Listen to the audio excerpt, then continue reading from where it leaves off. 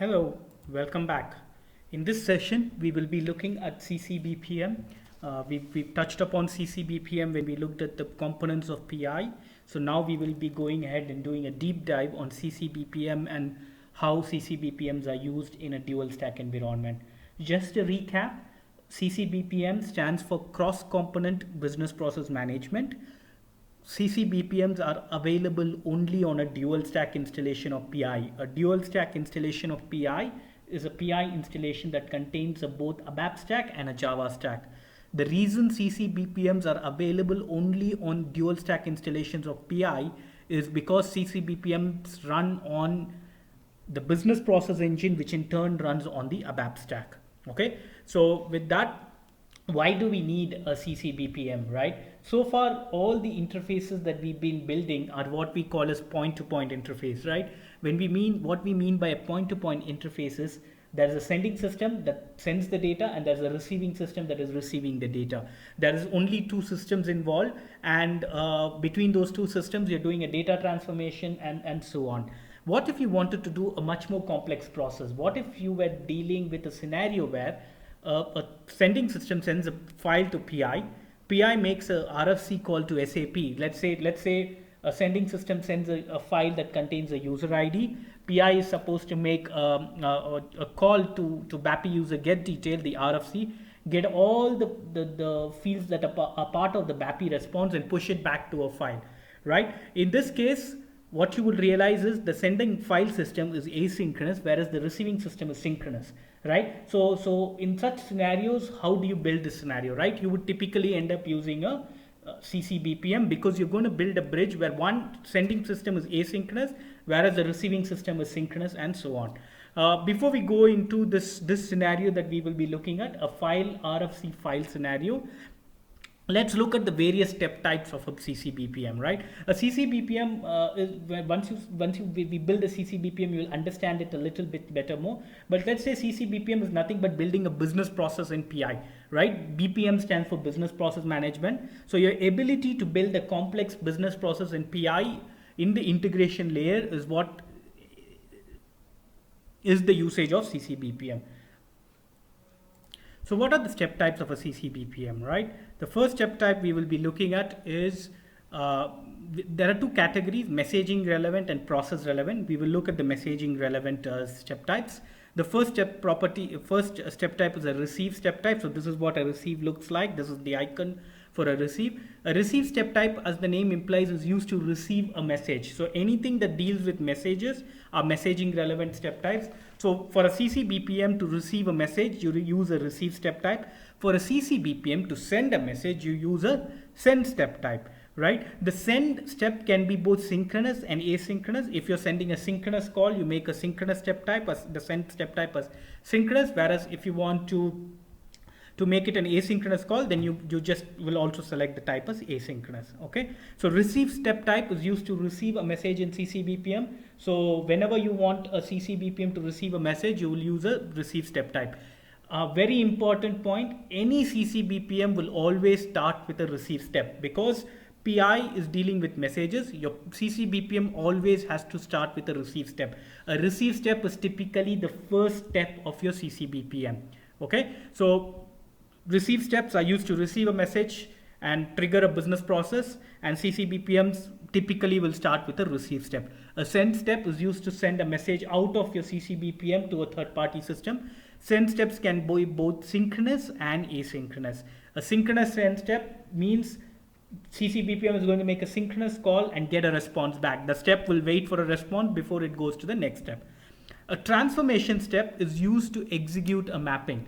So the mapping that we've been building so far, the graphical mapping and the Java mappings and the XSLT mappings that we have built so far, all of them can be used within the transformation step. So if you select the transformation step, one message format is going to get converted into another message format. So that is the use of a transformation step.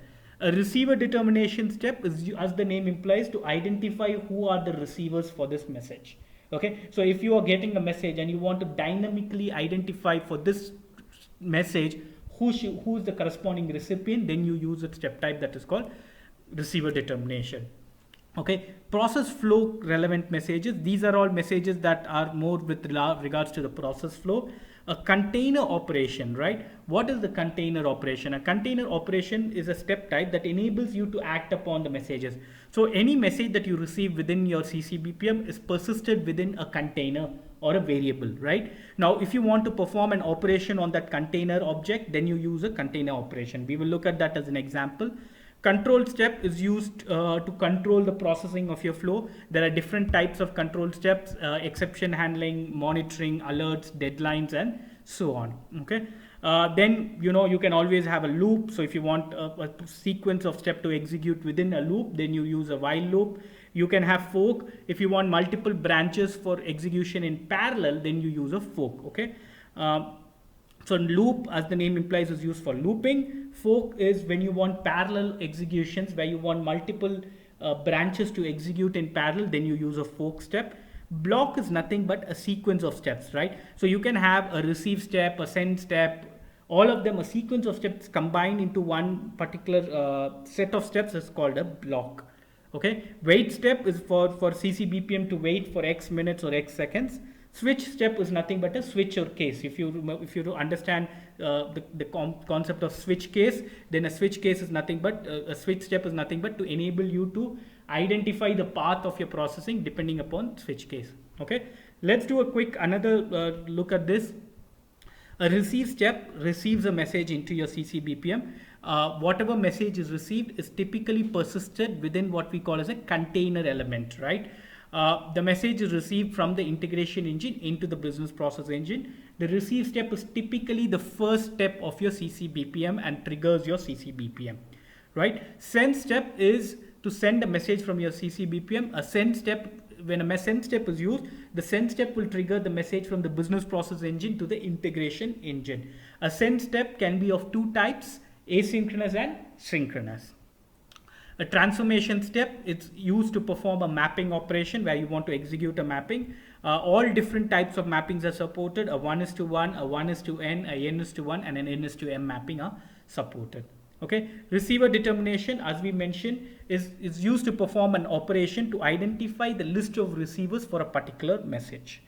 Container operation, remember all the messages that so far receive, send, and transform, they deal with messages, and these messages are persisted within what we call as containers. In CCBPM language, it is called containers. In other words, it is also called as a variable, right? But in CCBPM language, we will be using containers. So these steps, whatever message they are dealing with, they get persisted within a container. So a container operation is your ability to act upon that container and add a message, append a message, delete a message, and so on. Okay. Control step is used to perform actions like deadline monitoring. If you want to make sure that a BPM executes within 1 hour or 10 minutes or 5 minutes, and if it does not, then you trigger an exception. Stuff like that is done using deadline monitoring. Exception handling, what happens if an exception occurs? How do you handle that exception? If you're from a Java background, exception handling is like a try catch block, right? Alerts are nothing but your ability to trigger an alert to a business user or to any technical user to say something is wrong, or basically send a message out. While loop, as the name implies, there is a while loop, and that while a loop will have a deadline or an end condition. A fork is used for parallel processing or for branching of your messages. Wait step defines a wait time before which the next step will be executed. A block step is equivalent to a for loop. A block step is basically, if you want to execute a for loop, then you can use a block step. A for loop without any condition, a block step without any condition will execute the sequence of steps one time. A switch case is for determining outcome. It's like a programming language. When you write a switch case statement, that's when you use a switch step type. Okay, there's been a lot of theory in this. Do not worry. After this, we're going to do hands-on, and that will give you a better feel of how a CCBPM works. Now, before we go about building a CCBPM, I want to describe the scenario that we are building and also help you understand how the scenario, what are all the objects that we will be building in the ESR, and what is the flow going to be like in the integration directory. Okay, first of all, what is the flow that we are going to build, right? You're going to get a sending system is going to send a file to PI. PI is then going to make an RFC call. So the file is going to contain one input field that has the username. The requirement is you get a file with one username, you make a RFC call to SAP, you get the RFC response, and then you push that response back to a file, right? So you're going to get a file in PI. Now, once you get the file in PI, you make the RFC call in SAP into SAP. Once you make the RFC, so you get a file. This file will now be delivered to your PI and BPM, and then the BPM will make an RFC call, and that will get out as a response file. Okay. Now, from a PI perspective, how does this go, right? So from a PI perspective, the way you need to look at is BPM is nothing but another sending system or a receiving system, right? So for the RFC file scenario that we are looking at, you will have a center file adapter that will be using an outbound asynchronous service interface, right? File adapters are always asynchronous, so you will be using an outbound asynchronous service interface, and the center file adapter will pick up the file. Now it will come to PI, and PI needs to send the message to someone, right? Now the recipient of this message is going to be your BPM. So the receiver is BPM, and now for the BPM, you will notice that we are using, so far we've always called our service interface SIOA or SIIA. O stands for outbound and I stands for inbound. There is a third type called abstract, right? So for CCBPMs, all the service interfaces will always be of type abstract. This is a rule of the thumb that you need to remember. CCBPMs always deal with abstract service interface. CCBPM always require abstract service interface. So anytime you build an interface where CCBPM is a sending system or the receiving system, make sure that your service interface is of type abstract, right? So in the first flow, the center file adapter picks up the file, and our service interface outbound asynchronous is associated with the sender file adapter. And now PI will now send the file to a BPM, right? So BPM becomes a receiving system, and the inbound interface that is used there is going to be SIAA of type abstract asynchronous, right? So now the BPM has received the message. Next, the BPM now needs to have a mapping. So the BPM will have a mapping that where the request is mapped to the BAPI response, and after the request is mapped to the BAPI response, the BPM is now going to send the message out, right? So now, again, remember BPMs always deal with abstract interfaces. So again, your BPM will have, in the next case where BPM is sending the request to the SAP system, your BPM will become the sending system, ECC will become the receiving system. Your sending interface is going to be abstract synchronous because BPM is going to make a synchronous call, right? So your service interface is going to be an abstract synchronous service interface, and the inbound interface is going to be the BAPI that uses the RFC. So now the synchronous call is done. BPM gets the response. Now the BPM needs to send the response back to a file, right? So now what the BPM is going to do, it's going to use again an abstract. See, everywhere with the BPM, all the interfaces are always abstract. And now A here stands for asynchronous because you're going to push the request out of BPM to a file system. So if you look at it from an end-to-end flow perspective, there are three distinct flows that you will be executing. Okay. Always remember, from an integration directory perspective or from a PI configuration perspective, a BPM is nothing but a sending system or a receiving system. And then you will have a multiple logic that you will build within the BPM. All right, with this, let's get started. Let's go ahead into the interface enterprise service repository and start our development. Okay, so I'm first creating a namespace.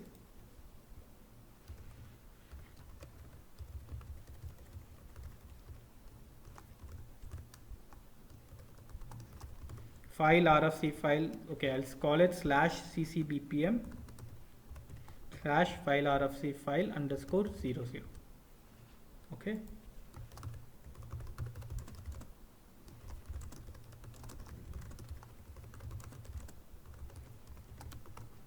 Okay. Now that is done,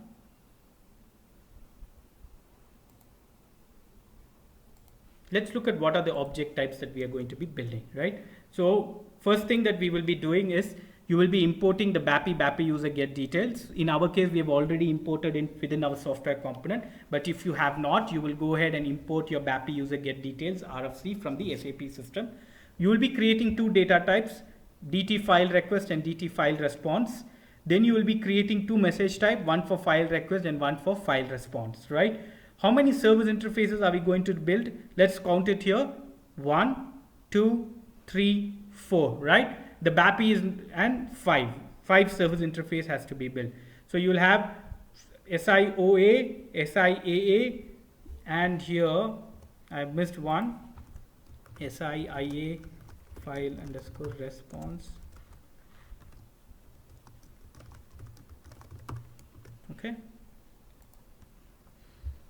So you will build a data type, we'll build two message types for the two data types, and then we'll build 5 service interface. So let's get started.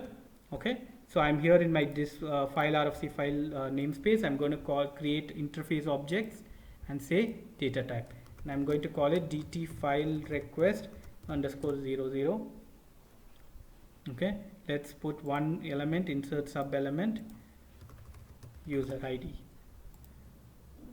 I'll call it XSDE types string. Okay. Next, I'm going to create one more namespace, one more data type, DT underscore file response underscore 00, and here let's create insert sub element, first name. We've seen that there are user IDs where the first name does not exist, so we'll call it like that, first name, insert element, last name,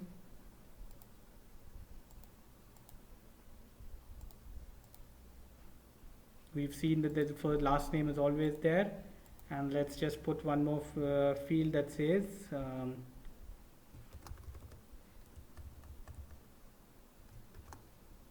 let's just look at the BAPI and just build one more couple of fields from there. So BAPI user, we are going to use BAPI user get detail. So I'm opening the BAPI user get detail. I'm going to response structure. Okay, personal number, title, first name, last name, middle name.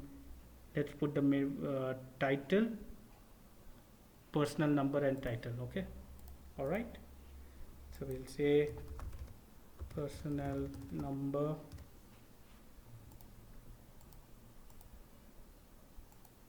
and we know that the middle name is not being used in SAP, but that's okay.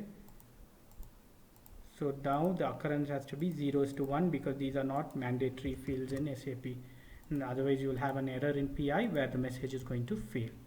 All right, so my data type is created. Now the next step is to create message type. Every time you create a data type, just go ahead and blindly create a message type as well, because without a message type you cannot necessarily use a data type anywhere in PI. Okay, you create a message type. I'm going to drag and drop. The message type is of empty file rec 00. Okay, my message type is created. I'm going to again new, the name of the message type is empty file resp underscore 00. My message type is also being for response is also created. Okay, excellent. Now close all. Let's go ahead and create a service interface, right? SIOA, we'll call it file request underscore 00, right? And it's outbound, asynchronous, and the message type is this guy. Excellent. Next, we'll call the next service interface SIIA underscore. Is it going to be SIIA? Let's look at the PPT.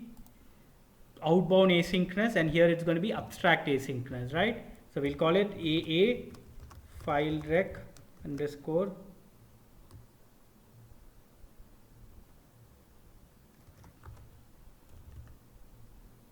okay, let's just call it SIAA file request, right? We are receiving the request within BPM. So we are going to change the category as abstract. This continues to be remain asynchronous, and I will say empty file request because your request message is being received within the BPM, right? Now what happens after the request message is done? You need to now make a map this message to a BAPI request, right? But before we do that, what we are going to do is we are going to create whatever is the username. So let's go ahead, SI. The next service interface is going to be SIAS. So BPM is going to make a synchronous call to the BAPI, right? So it's going to be SI abstract synchronous BAPI underscore BPM. Okay, let's call it SIAA abstract synchronous BAPI underscore user underscore get underscore details underscore 00, right? And this is going to be outbound, and this is going to be a synchronous, right? Is it going to be outbound? Sorry, it's going to be abstract. So abstract synchronous. My request is empty file request. My response is empty file response. Okay. Next, this is now going to go into the BAPI, so no worries there. And finally, you're going to have SIAA, right? So let's map that. Again, as always, something wrong with my right click. Okay, excellent. So interface objects, service interface, SIAA file response underscore 00. Okay.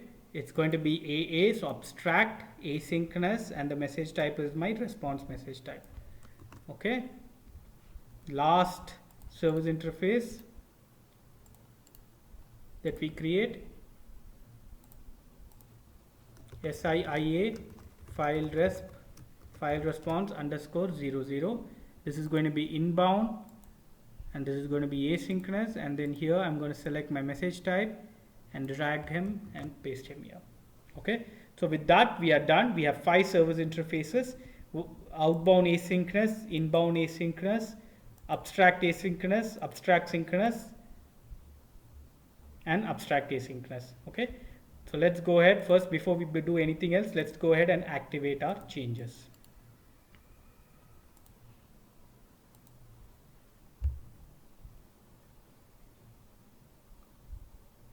Okay, so now let's do a recap, right? Let's understand what we've done, right? So you have file. This file structure goes into the BPM, and now the same file structure comes out of the BPM and goes to ECC. So where is the mapping being done for the BAPI structure, right? We have so far not done any mapping. So basically you need to do 2 mappings, right? From the file request to the BAPI request, and to BAPI response to the file response. 2 mappings need to be built. So I'm going to close all. Now I'm going to go ahead and create my 2 new mappings, right? So I'm going to go into my mapping objects and say underscore file request underscore to underscore BAPI underscore request underscore 00. All right. So let it get created. Let the object get created. Now I'm going to select my message type. My source message type is my file request, and my target message type is my BAPI user get details request message. Select the request message. Yes, I've done that. And now my user ID is going to get mapped to the username. And with that, my mapping is done. It's a very straightforward mapping. All right. Next, I have to map my BAPI response. I'm creating a new mapping that says BAPI response to underscore file underscore response. All right. Now I'm going to go ahead. My BAPI user get detail is my request. I'm selecting him, and I'm selecting response. All right. And then I'm going to message type file response and selecting the file response. So now let's go ahead and do the mapping. Personal number will go to personal number. First name will go to first name. Last name will go to last name. And middle name will go to middle name. All right. So my response mapping is also done. Okay. So we built 2 mappings. One from the file request to the BAPI request, and one from the BAPI response to the file response. Now we'll go ahead and create operation mapping. So the operation mapping is OM underscore file to BPM underscore to underscore BAPI underscore sync. Right? It's a synchronous interface. So here my source service interface way. So the BAPI, this is the place where the mapping needs to happen. So you're going to have outbound synchronous. So So I'm going to select SIAS BAPI user get detail because that's my abstract synchronous. And then I'm going to select my BAPI user get detail as my target service interface. Let me select this again. Oops. Something is wrong with the way this is much better. All right. So I've done read operations, and now when I do read operations, you will see the request and the response structures displayed here because this is a synchronous interface, right? So now from file request to the BAPI user get detail, I will be selecting my first mapping. I go to the response tab. It's going to say, hey, what is the mapping from the BAPI response to the file response? I'll select, and I'll select my response mapping. All right. With this, my mappings are also done. And now the next step is I'm going to activate my changes. And now this next step is to build your CCBPM. So let's activate the changes. The changes are getting activated. Perfect. So before we go and build the CCBPM, let's just summarize so far what we've done, because it's very important that you understand this concept fundamentally. We are building a file, RFC file, using a CCBPM scenario. There's a sender file adapter that is going to pick up the file. PI's expectation is you make a BAPI, the business's expectation is whatever is the request user that you get in the file, you make a BAPI call, you get a response, you manipulate the response and pull out 4 fields from the response and push it to the target file, right? So now the way we are going to build this interface is to use a CCBPM. So from a CCBPM perspective, you will be looking at 3 distinct scenarios that need to be built, right? Your file gets picked up by a sender file adapter. It comes into PI, and now PI is going to deliver that file or the request message to BPM, right? Now BPM is going to then take that request message and make a synchronous call to SAP. And when it is doing a synchronous call, the service interface is going to be abstract synchronous, and ECC is going to get the response and give it back to the BPM. Always remember, when all the service interfaces where either the BPM is the sending system or the receiving system are always abstract. Next, once you've gotten the BPM as a sending system, your BPM is going to act as the sending system again and going to push the response back to the file system. And in this case, the service interface is abstract asynchronous. Then what did we go and do? We went into our ESR, and in the ESR, we defined 2 data types, one for the request structure and one for the response structure. So 2 data types and equivalent message types, one for the request and one for the file response. The service interface that we built 5 service interface, 1, 2, 3, 4, 5. The BAPI itself is going to act as its service interface. So SIOA file request is the service interface where the file comes in. It's outbound, asynchronous, and it uses the file request. Next, the BPM is going to receive the file request, and because it receives the file request, it is SIAA file request, and it uses the file request. Next, the BPM is going to make a synchronous call out. So it's going to be SIAS abstract synchronous, and it has the request and the response. You need to make sure it's abstract synchronous. Now the BAPI is giving the response back. So now the BPM is going to send the response out, right? So it's going to be SIAA file response, and the message type is going to be response. And finally, you will have an SIIA inbound asynchronous file response service interface for the file to get created in PI. Okay, with this, we will now meet you soon where we will be building the CCBPM.